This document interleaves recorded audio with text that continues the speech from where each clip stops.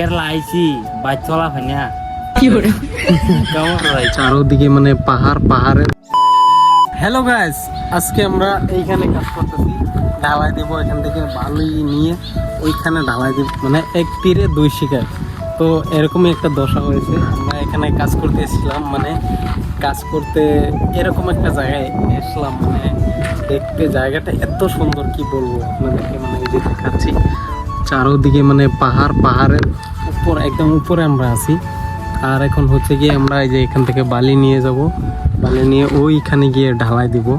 তো ঢালাই দেওয়ার জন্য আগে সব কিছু মিক্স করে নিচ্ছি।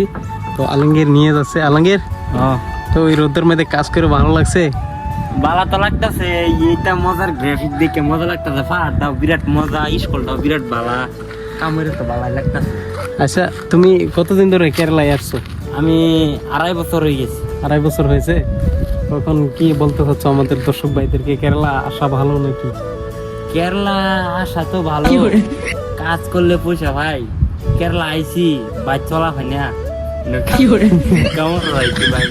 না, কেরালা আসলে ভালো লাগবে নাকি খারাপ? ভালো লাগবে, অনেকটা ভালো লাগে থাকলে কেরালা। আর সবাইকে বলো যে কেরালা আসলে কি কি মানে সুবিধা পাওয়া যায়। সব কিছু সুবিধা পাওয়া যায়। আচ্ছা, তো সব কিছু সুবিধা পাওয়া যায়। আর এই যে এখান থেকে আমরা বালি নিয়ে যাচ্ছি, যে বালি এখান থেকে ওইখানে নিয়ে ঢালাই দেবো। আর দেখতে পারতেছো মানে জায়গাটা এত সুন্দর জায়গা, এত ভালো লাগছে না এখানে কাজ করে। এনি টাইম এখানে বাতাস হাওয়া থাকেই, মানে চলেই থাকে। তো ঠিক আছে, আমরা কাজটা করি, পরবর্তী দেখা হবে নেক্সট ব্লগে। ঠিক আছে, বাই বাই।